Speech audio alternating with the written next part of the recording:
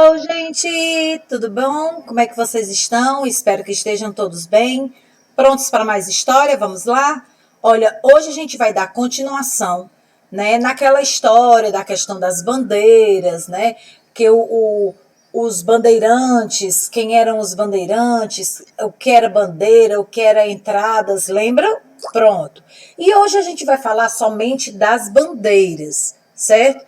Que eram expedições, certo? Que eram comandadas pelos moradores. E isso virou um meio de vida, uma forma de comércio. E a gente vai entender o porquê. Se estivessem se distanciando, por exemplo, as bandeiras, como é que elas sobreviviam naquela mata horrorosa? Porque era uma mata fechada, né? Que nunca tinha sido explorada a não ser pelos próprios nativos. E a gente vai entender um pouquinho hoje como é que essas bandeiras, que esses grupos, eles conseguiam sobreviver anos viajando. É verdade, anos viajando. Então, olha só, se eles estivessem se distanciando muito dos rios, porque eles procuravam ficar sempre perto dos rios pela questão da água, né? O que é que eles faziam se a fome apertasse, hein? Eita, menino, era um sufoco, viu? Mas aí eles eram espertos, muito espertos. Olha o que é que eles faziam. Tinham que comer carne de cobra, carne de lagarto, carne de sapo. Ui, que nojo. Mas era real. Para não morrer de fome, gente. Quando a sede apertava, eles mascavam raízes e plantas para o sumo poder matar a sede. Então essas pessoas, elas estavam vivendo ao extremo, né? No limite, como se pode se imaginar, na selva mesmo. Então eles precisavam ter estratégia para poder sobreviver. Alguns deles plantavam para poder depois com o tempo colher, por isso passavam, meses no local só. Mas seguiam em frente, porque a ideia deles era a busca de ouro, pedras preciosas, e a gente não encontra assim, um ourinho aqui, um diamantezinho ali. Não. Então, isso era comércio. Eles iam lá para poder buscar mesmo, explorar aquela região de todas as formas possíveis e imagináveis. Aí eu coloquei aí umas fotinhas reais de pinturas feitas para a época, tá certo? Havia também as bandeiras que seguiam de barco pelos rios, geralmente de São Paulo e Mato Grosso. Eram conhecidos como monções, a palavra não está errada, é essa mesmo, monções. E tinha a finalidade de procurar ouro e transportar mantimentos. Vou explicar. As monções eram os grupos que viajavam de barco. Eles, lembra que os grupos que viajavam pela terra, né, pela mata, eles ficavam sempre na borda dos rios? Pronto.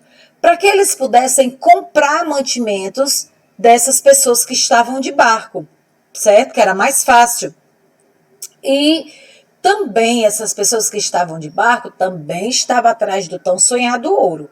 Então, esses grupos de bandeirantes que viajavam de barco eram chamados de monções, certo? E tinha a finalidade de procurar ouro e transportar os alimentos para vender para os bandeirantes da floresta.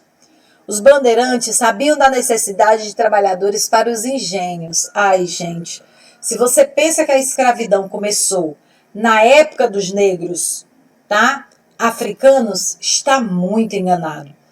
Por conta da instalação dos engenhos no Brasil colonial, houve a necessidade de mão de obra pesada, porque os moinhos eram puxados a carros a boi e por humanos. Verdade. Aí o que é que eles faziam? Capturavam os nativos. Quem eram os novos nativos? Os índios.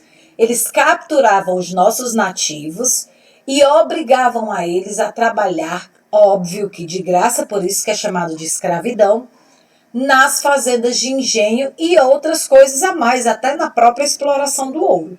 Então, a escravidão começou no Brasil com os indígenas, certo? Não foi só com os negros africanos, foi com os indígenas, tá?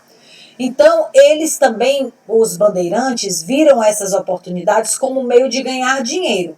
Capturavam os nativos, os indígenas, e obrigavam eles a trabalhar nas fazendas de engenho. Isso gerou bons negócios para os donos de engenho, tá? Aí, não para só por aí não.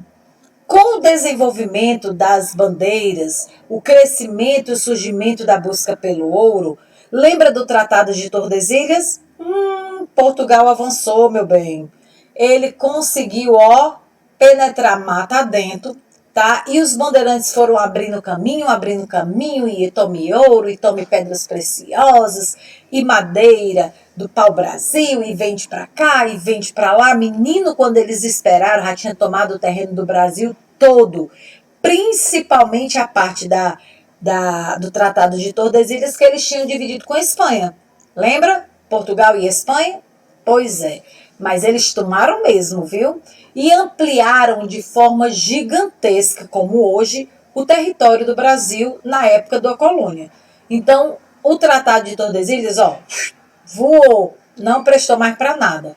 Nesse período, uma das coisas tão importantes quanto a exploração, importante no sentido histórico, tá, gente?